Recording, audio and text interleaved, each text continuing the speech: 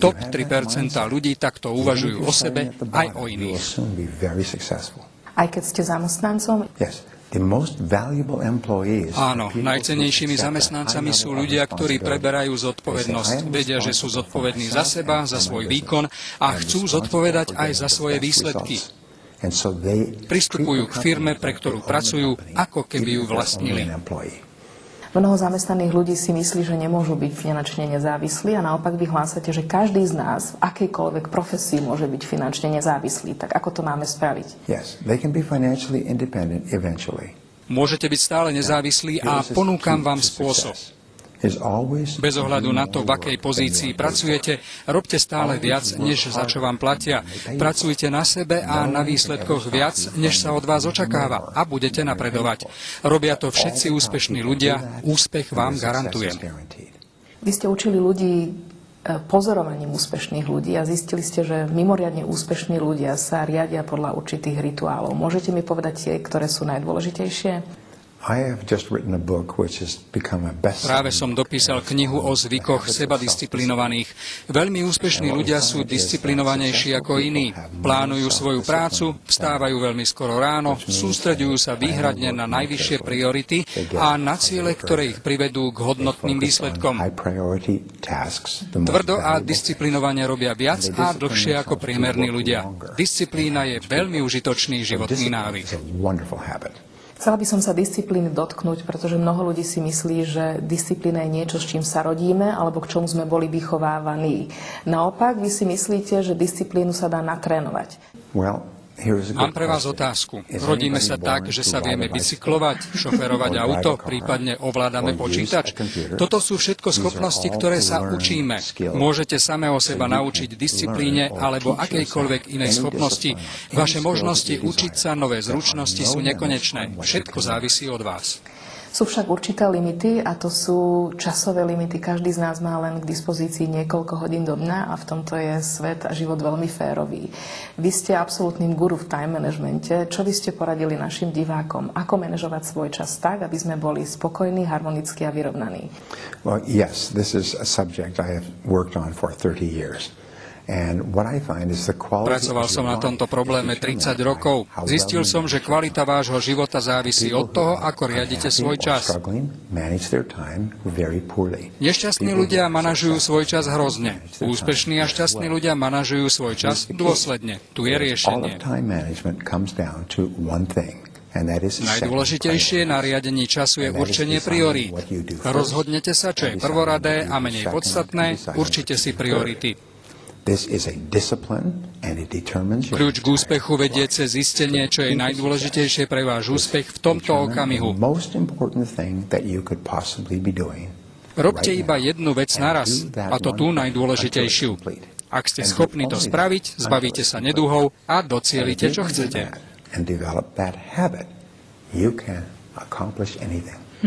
Ak by som tu teraz sedela so Slovákom o vašom veku, tak by sme sa museli rozprávať o dlhých rokoch prežitých v komunizme, kedy bolo lepšie byť priemerným a nevytrčať z radu.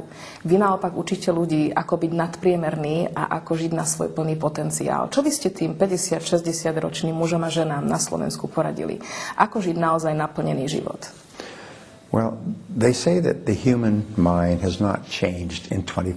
Verím, že ľudské myslenie sa nezmenilo za posledných 25 000 rokov. Už Aristoteles v antickom Grécku hlásal, že najdôležitejším cieľom v živote človeka je byť šťastný. A otázka znie, ako budem šťastný? A odpoveď je v skutku jednoduchá.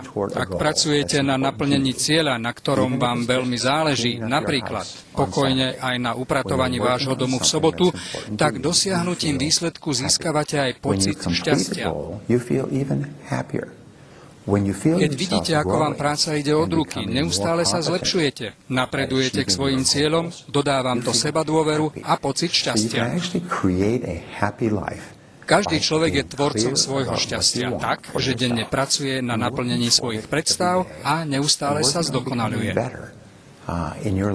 Znie to ako príbehy z koncentračných táborov. Ľudia, ktorí prežili holokaust, mali predsa svoje šťastné okamihy.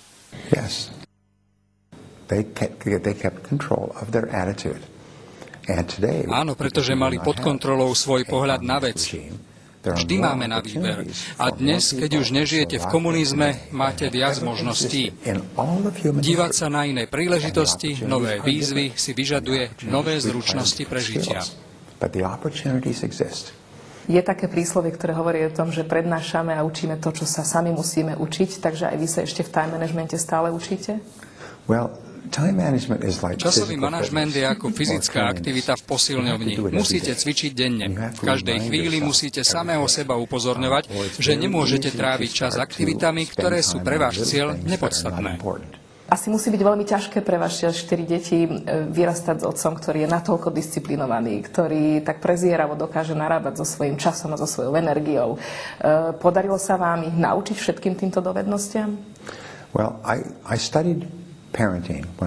Učil som sa rodičovstvu, keď som mal svoje prvé dieťa. Najhoršie, čo môžete ako rodič spraviť, je nútiť svoje dieťa robiť veci podľa vašich predstav. Nútiť ho do niečoho. Tiež som sa naučil, že najlepšie, čo pre svoje deti môžete urobiť, je byť im vzorom. Ako som spomínal, nikdy som svoje deti nenútil niečo robiť. Jednoducho ma pozorovali, rozhodli sa podľa seba. Každé z mojich 4 detí vyrastalo tak, že boli schopní organizovať si svoje aktivity. Sú sebavedomí, optimistickí, len som sa snažil byť dobrým vzorom pre svoje deti. Kritizuje vás vaša manželka alebo deti, keď vidia, že nedržíte slova a nesprávate sa tak, ako prednášate? Áno, samozrejme. Niekedy sa mi stane, že moje deti ma citujú z knížiek. Síce sa mi nepriznajú, že čítajú moje knižky alebo pozerajú moje videosemináre, ale ak robím niečo, čo sa prieči mojim zásadám, vždy ma upozornia a kritizujú. Hovoria mi, mal by si to robiť, ako je to v knižke. Sem tam ma dobehnú. Práve v súčasnosti, kedy prežívame obdobie finančnej krízy a recesie, sa často používa výraz alebo domienka, že v obchodných vzťahoch alebo vzťahoch medzi korporáciami sa stráca dôvera. Máte podobný názor aj vy na to?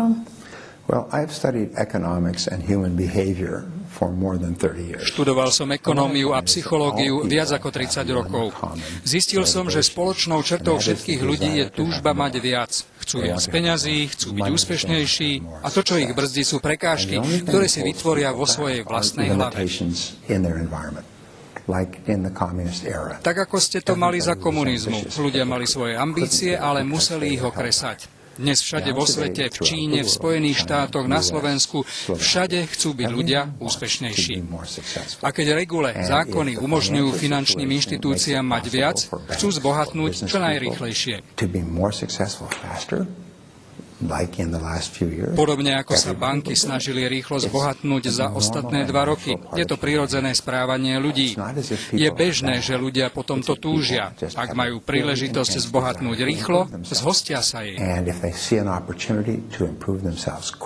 Na nešťastie veľa ľudí chcelo vytvoriť veľa vecí s veľmi málo peniazmi a systém sa zosypal. Ale z recesie je cesta nahor. Vždy to tak bolo v histórii. Veci sa napravili.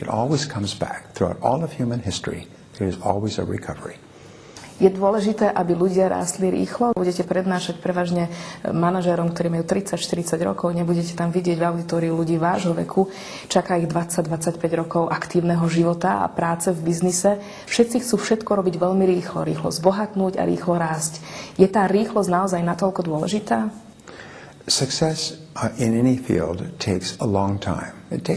Dosiahnuť úspech v akejkoľvek oblasti trvá určitý čas. Je to proces, kedy rastiete, súťažíte.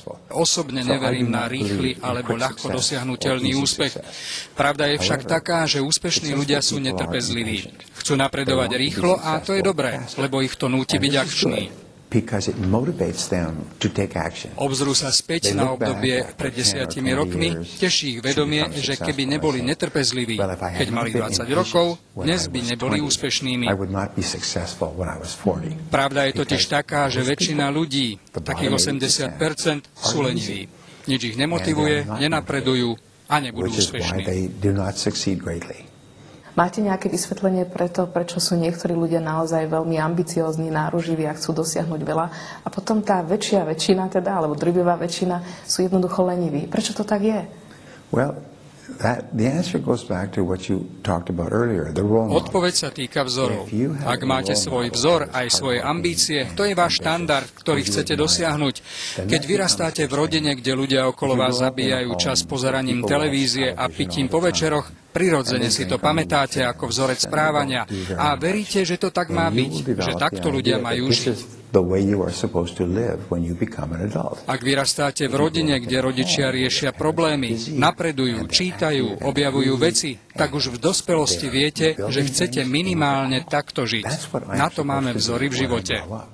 50 rokov sa skúmalo a následne zistilo, že ak deťom zmeníte ich vzory a ľudí, od ktorých sa učia spôsob žitia, zmeníte ich celkový pohľad na svet aj seba samého a otvoríte im úplne nové pole možností, ktoré dovtedy nevideli. Aké sú vaše sny, ktoré by ste si ešte chceli naplniť? Keď sa pozriete späť na váš život, bol veľmi zaujímavý, veľmi interesantný a ešte vás aj veľa čaká. Ale ktoré sú tie sny, ktoré sú ešte stále na poličke a čakajú na naplnenie?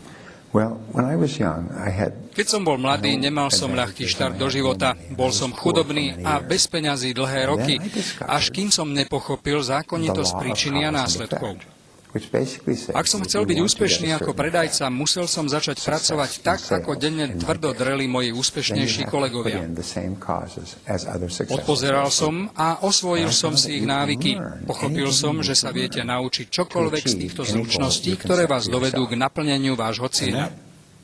To bolo pre mňa prelomové, doslova ma to osvietilo. Neskôr som manažoval 10 odlišných biznisov, zarobil som viac ako 10 miliónov dolárov a zistil, že môžem v každej oblasti dosiahnuť úspech, ak sa budem učiť od iných úspešných ľudí. Pomyslel som si, že je to geniálne. Tak som začal radiť najskôr zo pár ľuďom, potom väčším skupinám, neskôr som už o pravidlách úspechu prednášal aj 25-tisícovej skupine.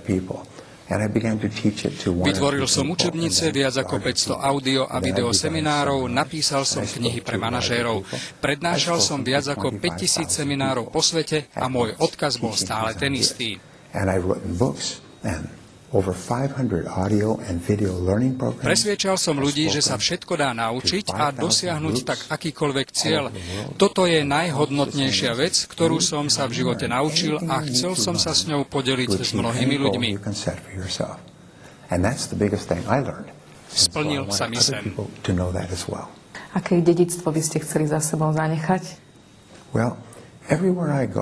Kdekoľvek prednášam, chodia za mnou ľudia a hovoria mi, ako ich moje poznatky posunuli v živote. Včera som prednášal v Írsku a zastavil sa za mnou chlap, ktorý mi povedal: Pred 12 rokmi som nevedel, kto je Brian Tracy a teraz mi niekto dal vašu knihu. Do 1 mesiaca som si strojnásobil príjem.